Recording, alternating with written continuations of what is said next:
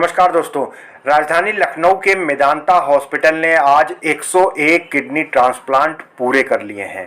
इस मौके पर बहुत ही मशहूर दो डॉक्टर, लखनऊ के निदेशक मेदांता के डॉक्टर राकेश कपूर और nephrology head doctor R K. Sharma मौजूद थे। उन्होंने बताया कि कैसे 2021 में इसकी शुरुआत हुई थी और लगभग 15 महीने के अंदर में ही 101 किडनी ट्रांसप्लांट पूरे कर लिए गए हैं और आगे मेदांता का लक्ष्य है कि 10 से 15 ट्रांसप्लांट रोज किए जाएं। साथ ही दोनों डॉक्टर्स ने कहा कि हमें ऐसी जीवन शैली अपनानी चाहिए कि किडनी के रोगों से हम बच के रहें, लेकिन फिर भी अगर हो जाता है तो मेदांता में क्या क्या सुविधाएं उपलब्ध हैं वो भी उन्होंने बताया। साथ ही स्वैप के बारे में भी उन्होंने बताया कि अब स्वैप डोनेशन आ गया है। एक परिवार से दूसरे परिवार के बीच में स्वैपिंग की जा सकती है, जिससे किडनी का ट्रांसप्लांटेशन, किडनी की खोज आसान हो गई है। इसके साथ कई महत्वपूर्ण जानकारियां दोनों डॉक्टर्स ने दी हैं। आइए देखते हैं और जानते हैं दोनों डॉक्टर्स से। सर, मेदांता ने 100 किडनी ट्रांसप्लांट सक्सेसफुल कर लिए हैं, क्या कहना चाहेंगे?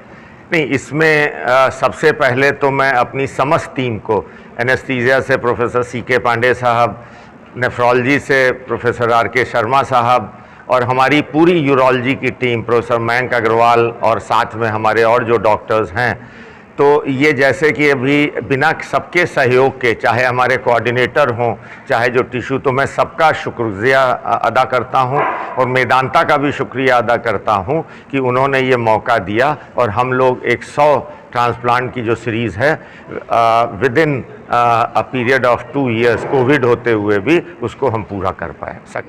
डॉक्टर साहब, मेदांता ने भले ही 100 का स्कोर किडनी ट्रांसप्लांट में पार किया है, लेकिन जो देश का औसत है, उत्तर प्रदेश का औसत है, लोग आगे बढ़ के नहीं आ रहे हैं किडनी ट्रांसप्लांट के लिए, अंग प्रत्यारोपण के लिए। क्या कहना चाहेंगे?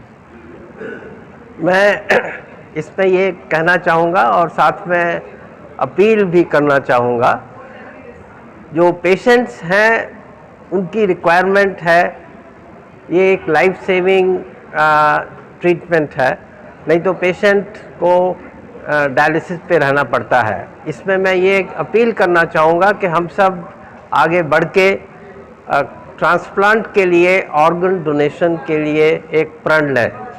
ऑर्गन डोनेशन लिविंग डोनेशन भी होता है और दूसरा जो ब्रेन डेथ डोनेशन है, दोनों ही डोनेशन को हमें आगे बढ़ाना है।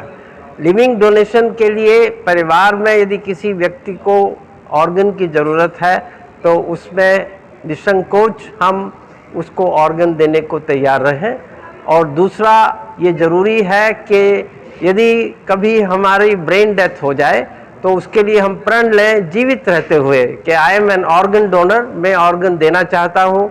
अपने परिवार को ये इच्छा व्यक्त करें और एक ऑर्गन डोनर कार्ड अवश्य बनाएं। उससे जो ब्रेन डेथ डोनेशन है, डिसीज्ड ऑर्गन डोनेशन, जिससे कि एक व्यक्ति कम से कम 12 लोगों को सहायता कर सकता है।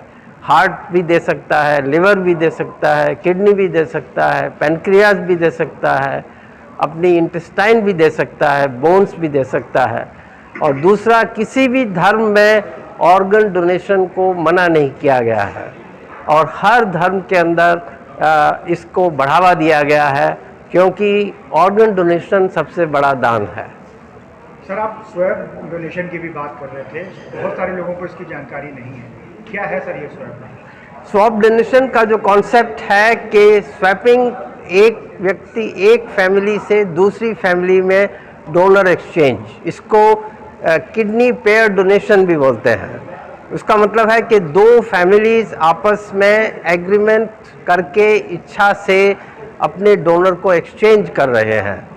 तो ये एक बहुत अच्छा तरीका है लिविंग डोनेशन करने का, जिसमें कि ऑर्गन की जो कमी है उसको हम कुछ हद तक एड्रेस कर सकते हैं। साथ में इससे मैचिंग भी इम्प्रूव हो सकती है, क्योंकि दो पेशेंट्स के अंदर जो डोनर्स का एक्सचेंज होगा, they will be better matched. ऐसा यदि एक्सचेंज होगा तो it will improve the outcome of the transplant.